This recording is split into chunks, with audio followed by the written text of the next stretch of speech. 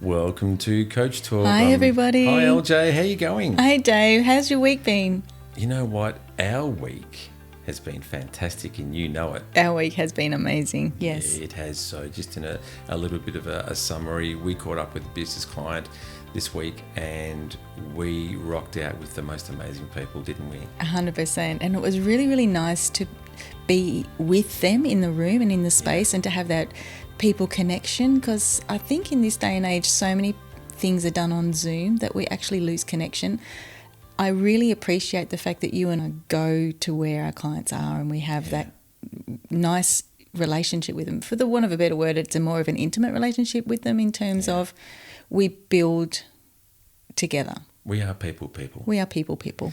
Yeah, so a shout out to those that they know who they are. They definitely do. What was the biggest thing for you on the day that we did with our clients? They had a great day. I know it and I saw it, and we had a great time with them. Did. What was the biggest thing for you? Oh, I don't think it was any one thing, but I really loved that they created a safe space for vulnerability. Yeah. For all of them to step into that, support each other, and the change in them at the end of the day. Yeah, I love it. And that's exactly was going to be my point. Seeing the shift during the day with every single person that was there, they had a shift at some point where they changed the way they saw their work environment, they saw their own lives, they saw things that would improve not just their work relationships and how they operate within a business, but also it would have a flow-on effect to their personal existence as well. And seeing that aha moment, I'd get a lot out of that. I think it's fantastic. It is really nice to see the light bulbs come on. Yeah. Or to change colour, because you can see when they change colour and it becomes like the old light bulbs you used to have for the parties. Now I'm showing my age.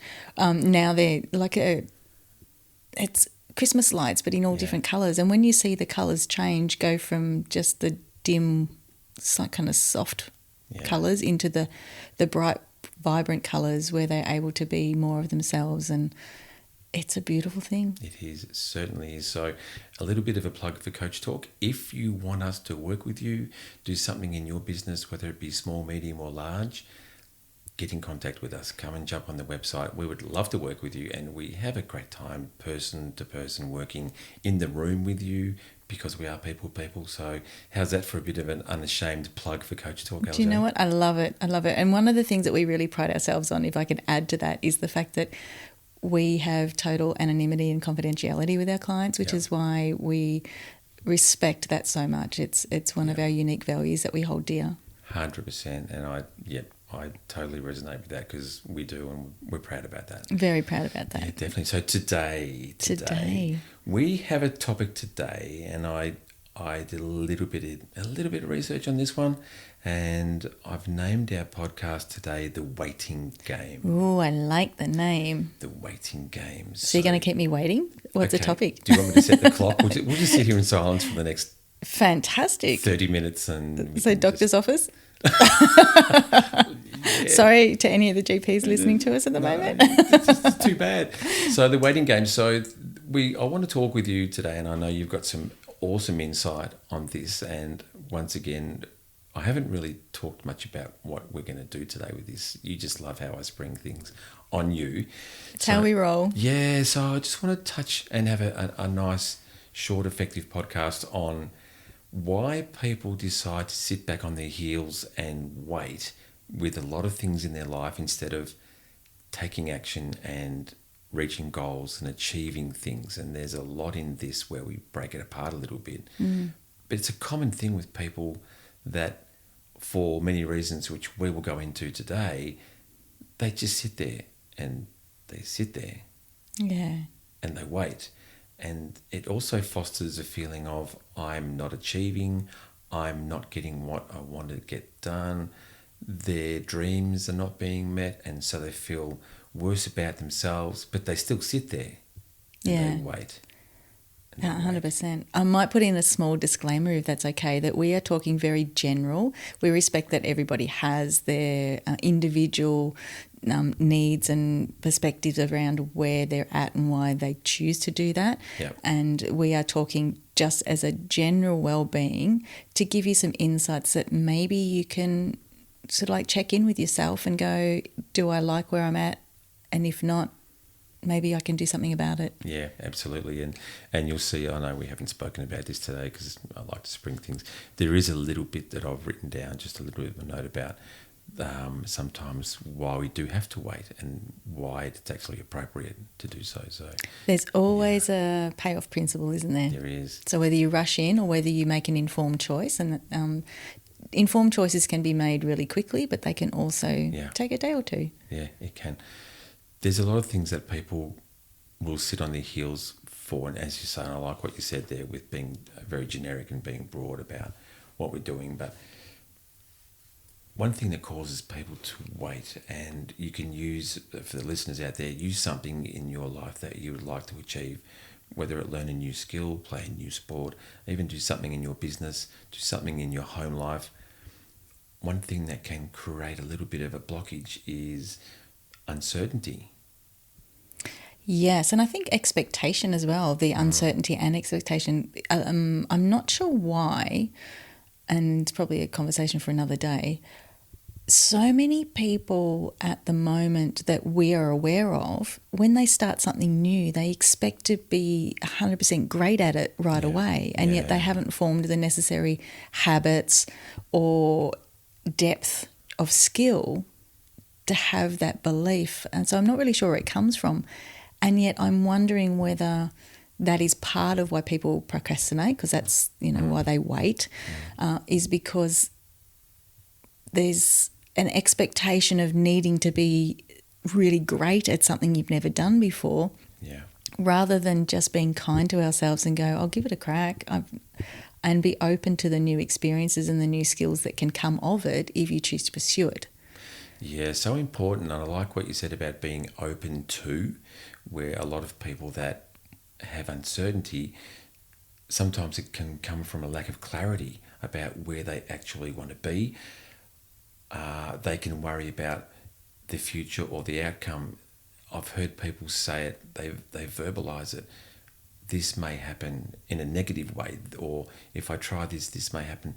It closes the door on them being open to achieving something, because they already look at the negative of this may happen, that may happen, and that uncertainty creeps in, and suddenly it stops them taking action to actually enjoying the experience absolutely. and achieving their goal. Absolutely. And again, curious mind that I have is, I go, okay, I can appreciate that perspective. Is it because somewhere along the line their expectation and the reality didn't match, and therefore they've formed a limiting belief around the attempt? Yeah. So can we go down a bit of a rabbit hole? Let me see. Do we do rabbit holes in Do podcasts? we do rabbit holes? I'm pretty sure we do. Well, maybe. I think you should. Okay. So one thing that I've learnt is that when we make a decision, we actually make it before an event happens, and then what happens at the event formulates the belief around your decision. Yeah. Which might sound a little bit backwards, but it's expectation. So if, for example, what's something that, have you ever skydived? Thankfully, no. Okay, cool. So it's not in my wheelhouse either. However, let's just use that as a great example. So if we know that we've been gifted a skydive, for example, and the event is on Thursday, our decision around that will be in two minds. We're grateful for the gift and we want to go through it so we don't waste somebody else's gift and their hard-earned cash. But at the same token, you've got that apprehension and you'll be like, oh, I don't want to do this. I'm really, I'm not looking forward to this.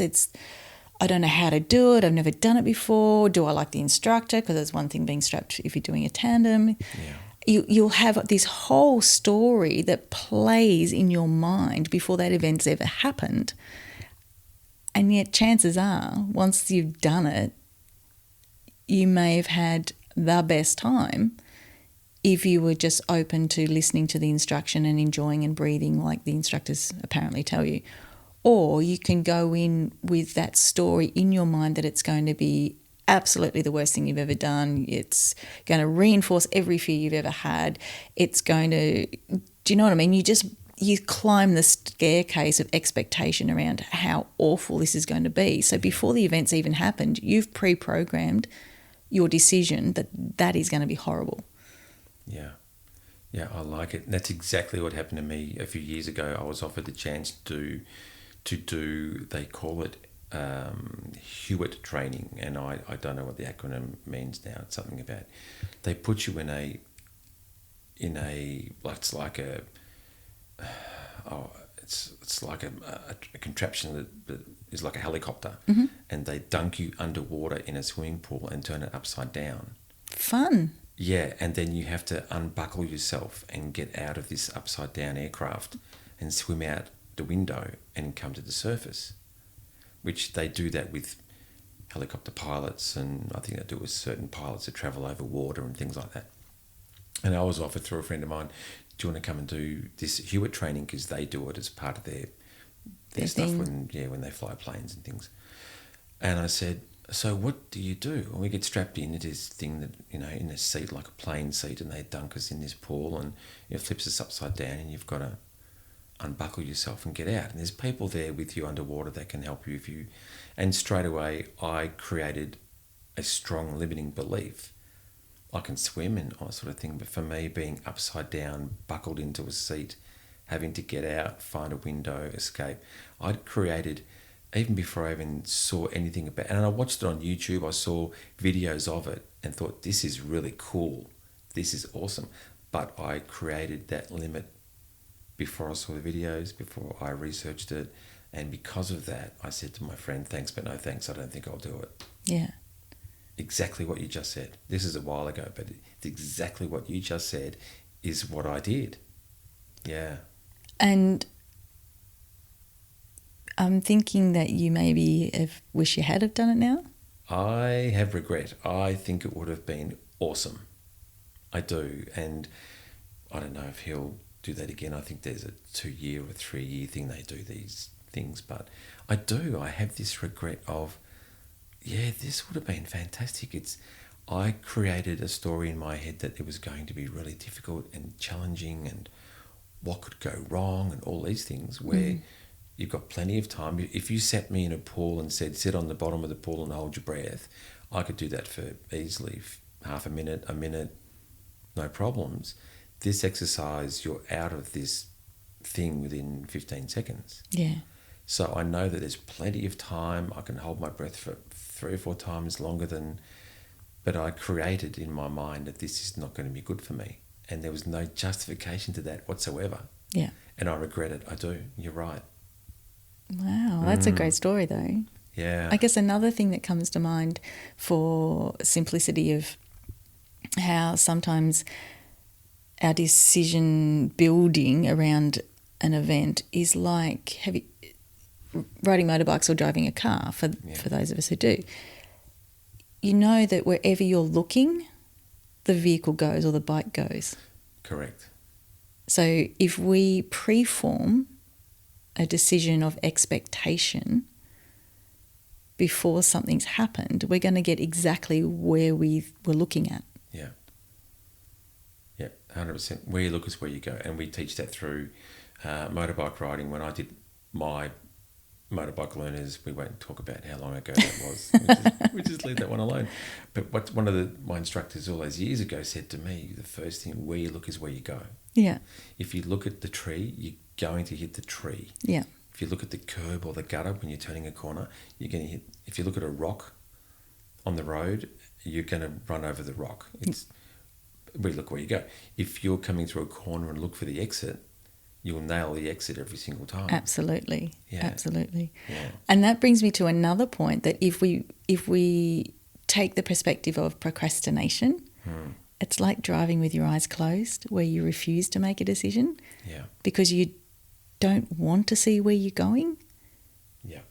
And therefore, realistically, you're sitting in your car or your body or your life with your eyes closed and you're going not very far at all. Yeah.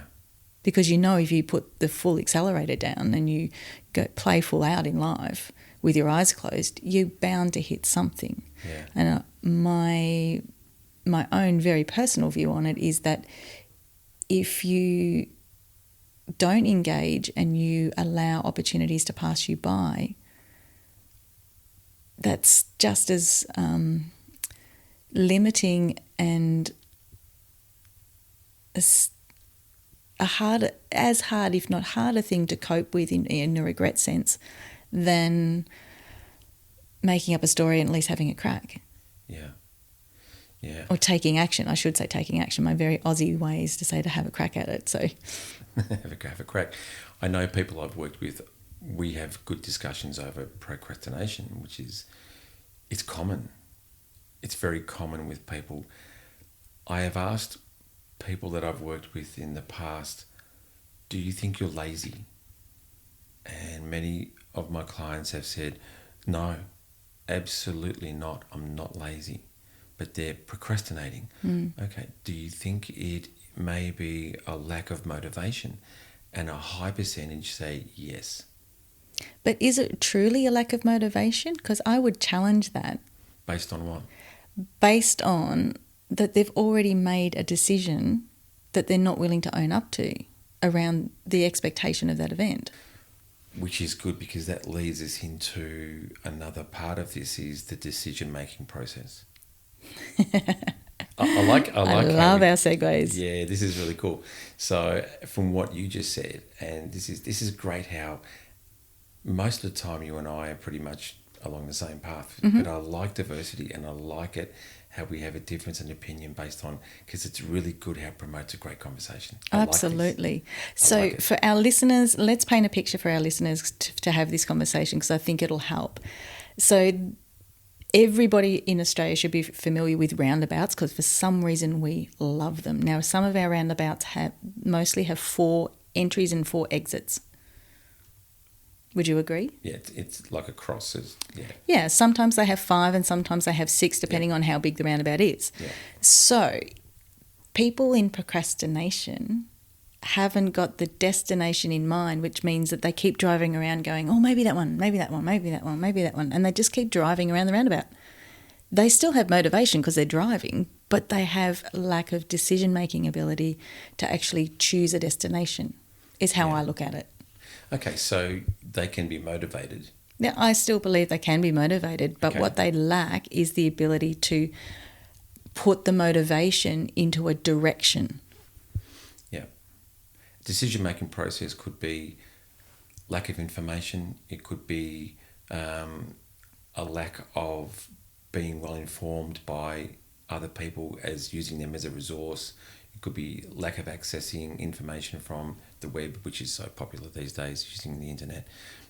My favourite, and one of yours as well, is I still love books. Yeah, definitely love books. Yeah, which all goes towards in creating an informed decision based on the information you can access. So how is that relevant to, okay, you have someone who's motivated, but they are still procrastinating, and that could equate to maybe they're falling down in their decision-making process. Yeah, I think it goes a little bit deeper too than being informed. I think you've got to look at ecologically as well, because we teach through community, family, and osmosis when we're younger. So if we're around people who haven't developed the decision-making skill, and more importantly, this could be a bit more of a home truth for a lot of us, that it's not so much the decision being made, it's the consequence of action and being able to cope with it, whether it be the head side of the coin or the tail side of the coin. So people would rather maybe not make a decision because it's easier to not make a decision than it is to actually step into the consequences of the action. Okay, playing the waiting game. What about the fear of what other people think? I think it's changing in the way society changes at the moment. Fear of what other people think, and I've heard it said a lot, where I'm thinking of doing this, but you know what? So and so won't think it's a good idea, or so and so said I don't like it, And instead of backing yourself and backing a goal or something you want to do, they just sit on their hands and don't do it because, I was having a coffee catch up with some friends last week, and I said, I'm thinking of doing this. And I went, oh, are you serious? Oh, I wouldn't be doing that. And suddenly that person is now living their life to the values and beliefs of the group instead of saying, Thank you. That's you where are I was going. so welcome. I was And like, instead of just saying, this is what I want to do, Yeah. and I will make a plan, and I will back myself, and I will step up. And yeah, there will be challenges, and I will do things along the way that are going to really stretch me, but I will do this. again, it gets back to offsetting your accountability. Yeah, So we need to come from an internal perspective, yeah, but I don't know when it changed, but very much it's changed to it's all about the external perception. yeah, So if you don't fit into that perception, life is harder. But life's actually way harder trying to keep up with the Joneses instead of just being you, and because doing you weren't. If we were meant to all be the same yeah, and make the same decisions and wear the same clothes, and we would look, sound, act, have the same careers. Do you know? We would be carbon copies. yeah, But we're all made totally individual, totally unique. We're given, no two people will ever see the same exact event the same way. So there's in an event, or there's three perspectives. If there's two of us there, there's three perspectives. There's the actual event, then there's your perspective and my perspective. yeah, yeah, So I love what you said about we actually do need to start backing ourselves. Now, some of us have done that all our lives. That's why we're black sheep, for want of a better explanation. I'm very, very happy to be a self-confessed black sheep. It allows me to have a little bit more freedom, I believe, in making choices that work for me. That may be unpopular, but it's my life to live.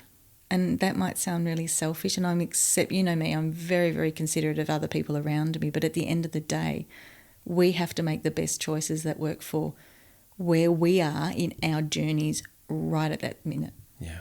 Not everyone's going to understand it, and you know what? Not everyone has to.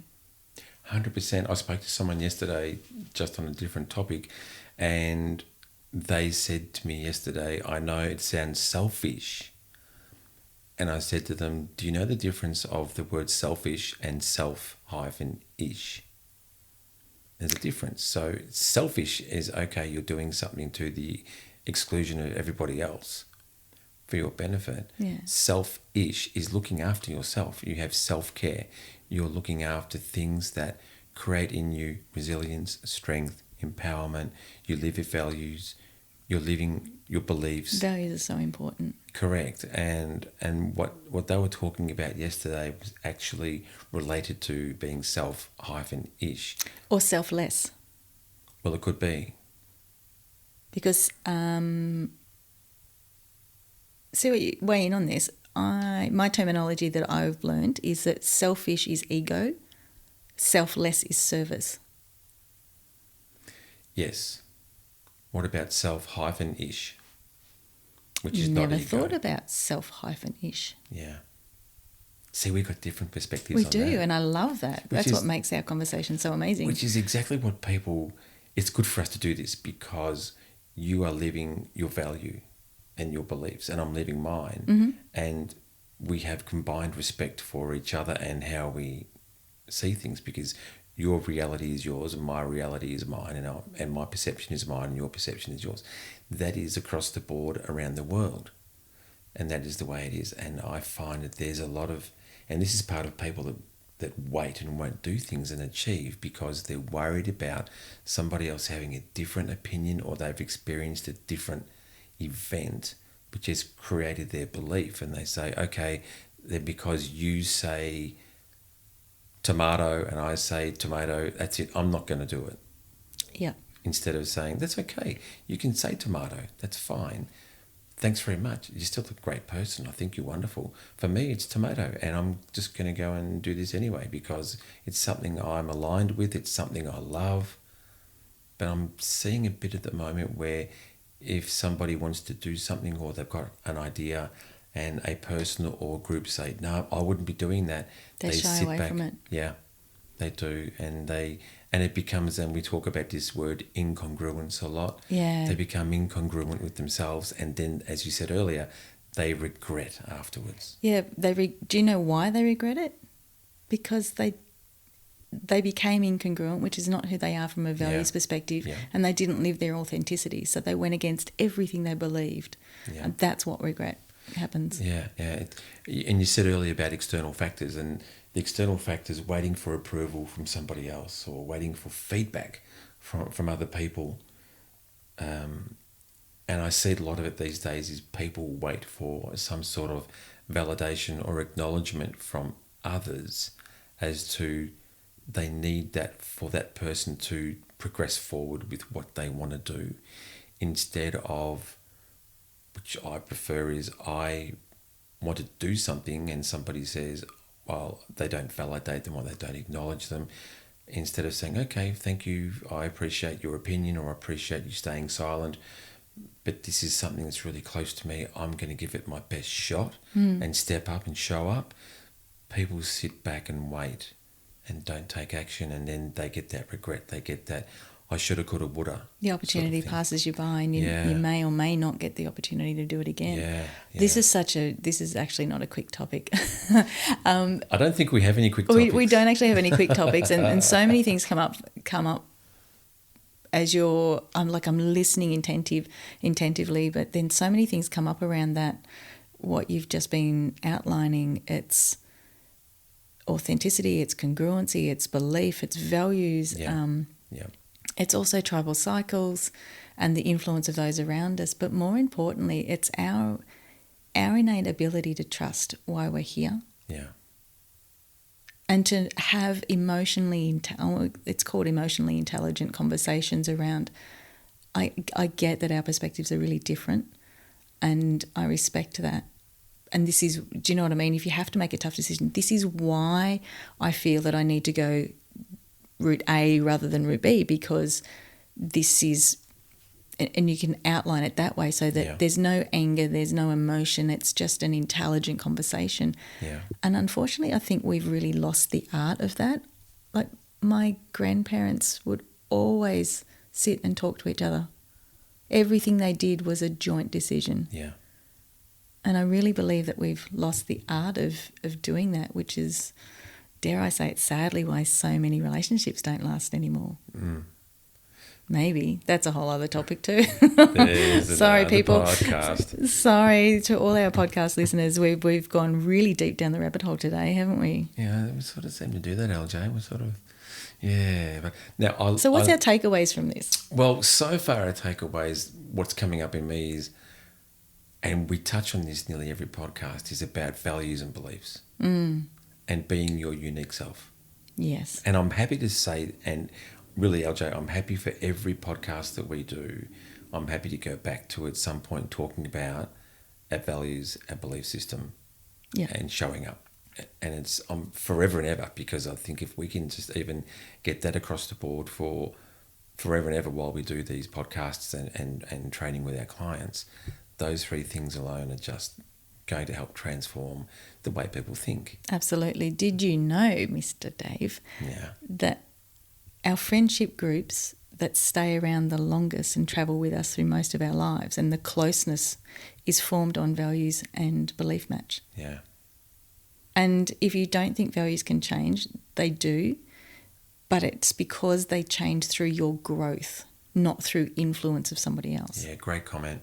That's a great insight. And you and I did a values exercise recently, and I think I said to you, my values have changed in 12 months. Yeah. To what they are now, and they will change again, I'm sure.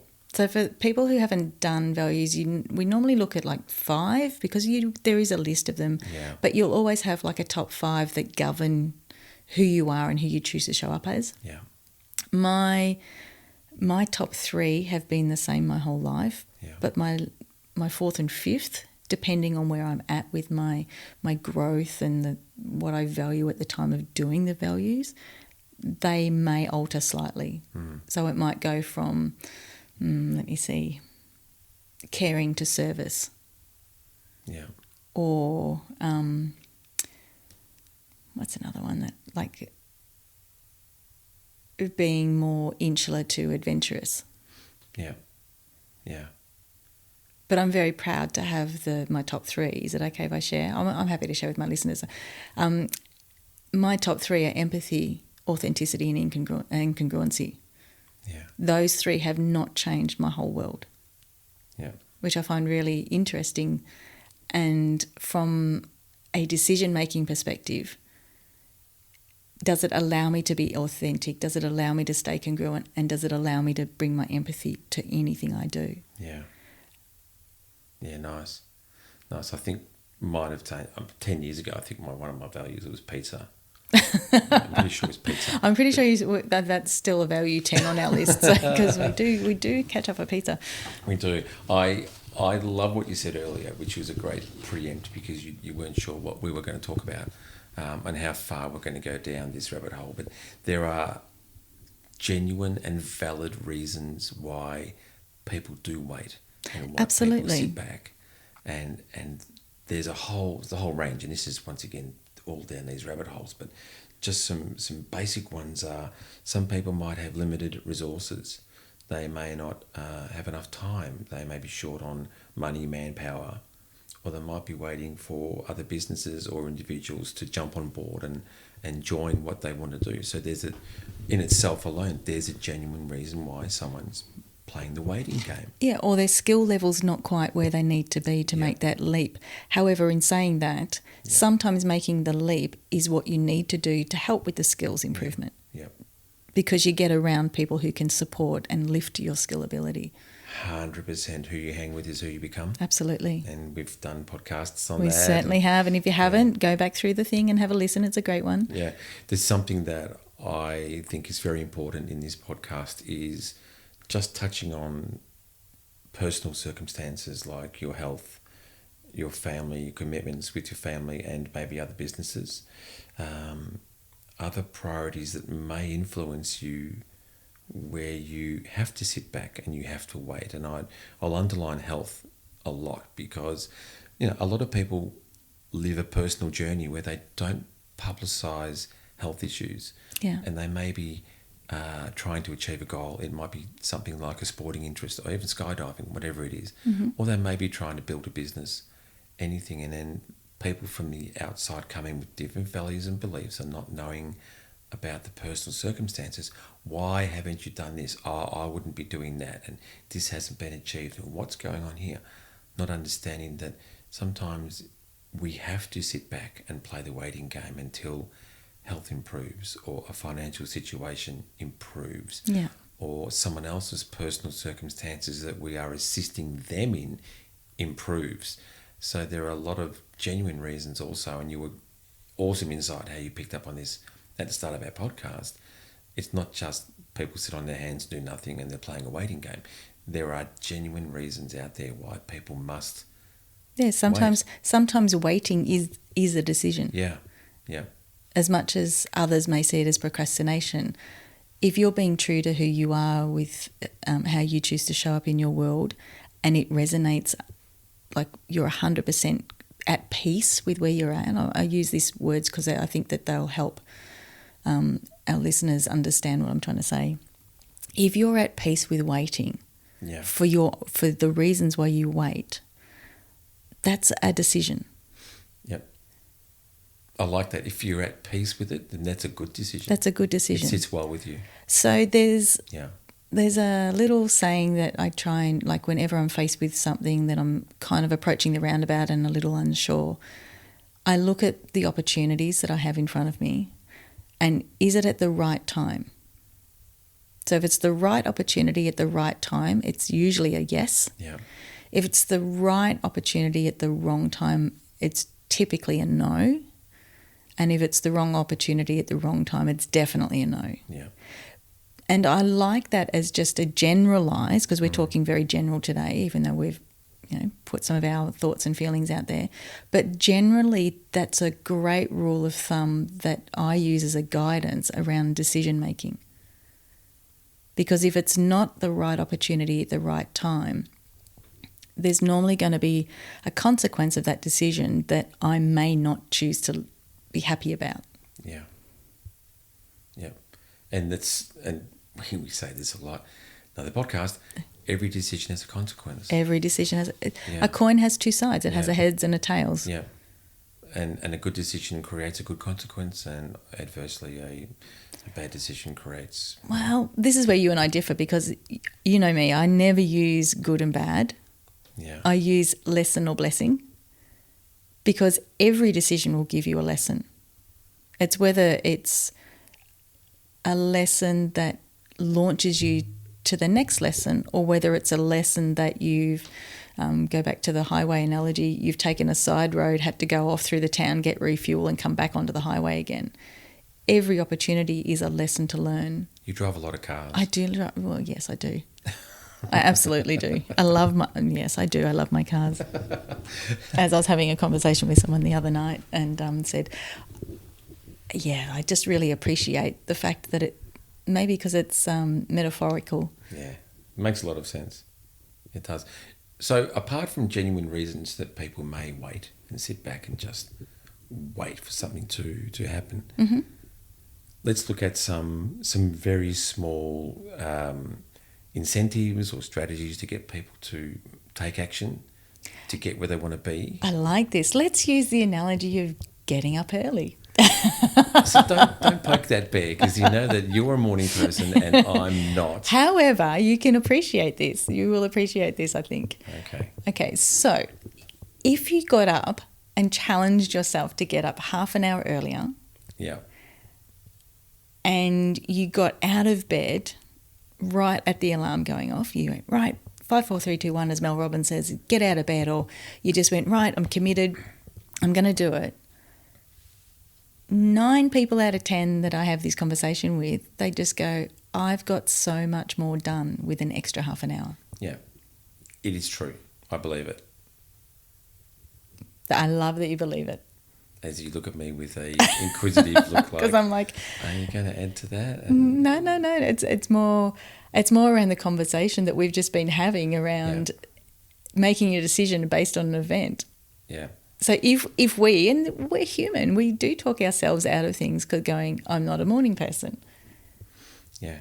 What's your thoughts about taking small steps over a long, consistent journey 1% versus every taking day. a big leap and then sort of you've done one massive step and then you lose your momentum? I think both have a place. Yeah. Consistency will always win, though. Yeah, I believe that. 1% a day will always win than a massive leap. Yeah. Yeah, I agree. For me, consistency is key. And I think for me, the very small steps over a long period it's going to work for me. Yeah. What's your take on goal setting? Easy goal setting, something that is achievable, not looking at the stars or I'm going to, something that's easily achievable. I'm going to get up at 6 o'clock in the morning. Well, I said easy. Great. Yes.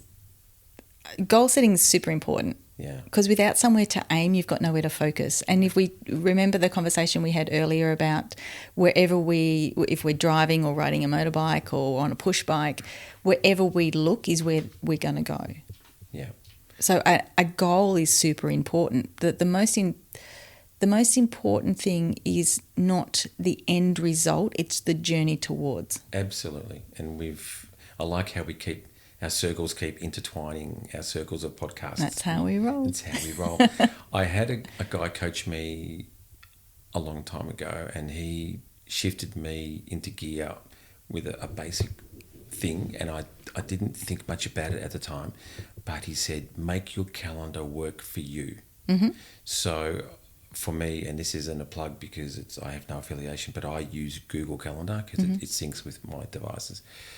I wasn't using my calendar to its fullest, so now I colour code my things and I block out time that I need to block out to do activities for my day. And the reason I do that is when I get up every day, or I may do a lot of it on a Sunday evening or a weekend, is I set my intentions. Yep.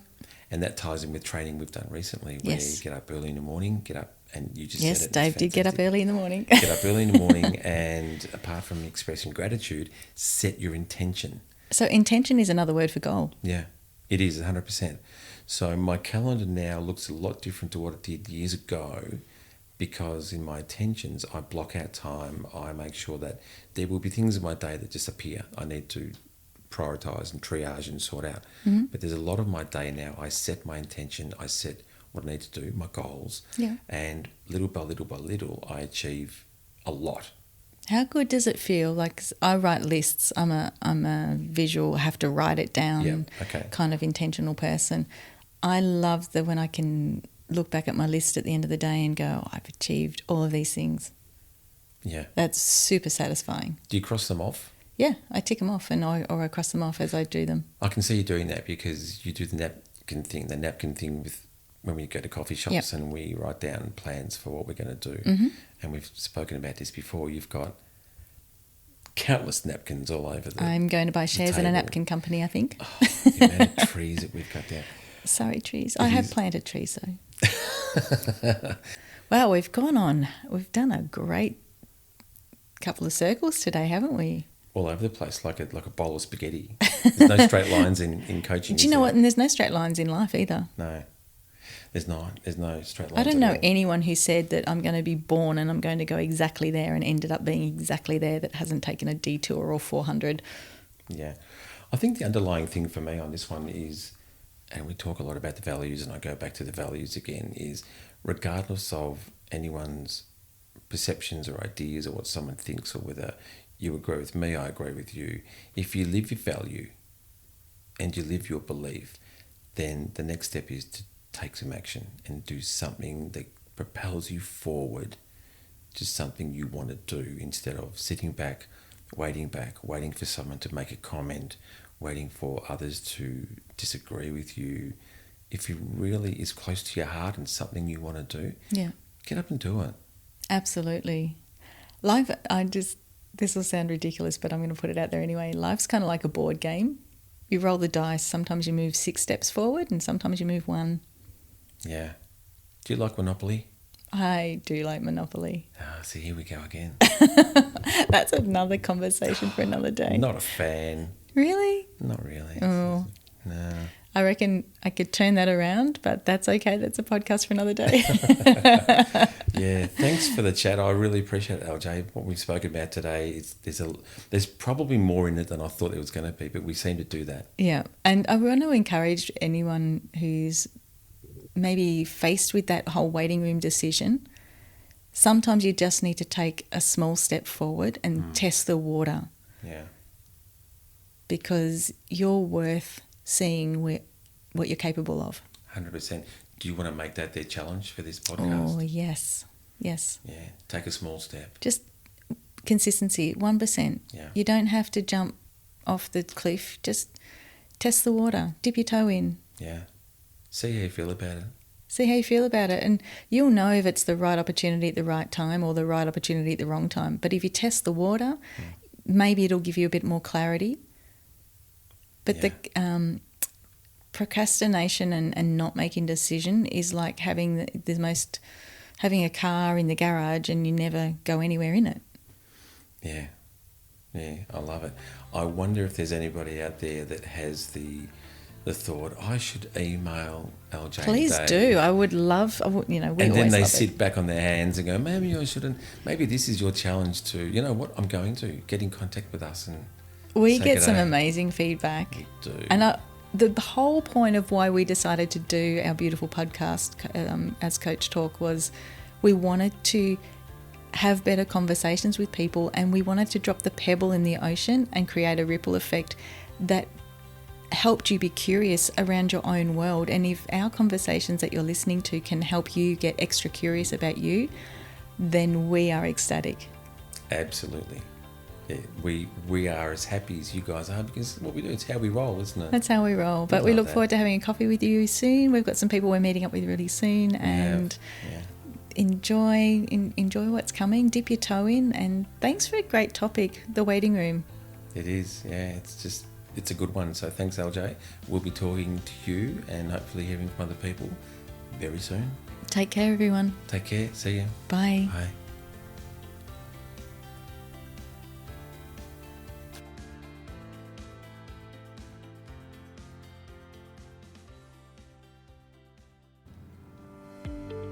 Hi, it's LJ and Dave here. Thank you so much for listening to the latest podcast. We love what we do, and we know you get something great out of each and every publication. So don't forget to jump on the website, coachtalk.com.au, leave us a message, let us know what you're up to, what you're enjoying, what you're loving most, and what else you'd like to see us do.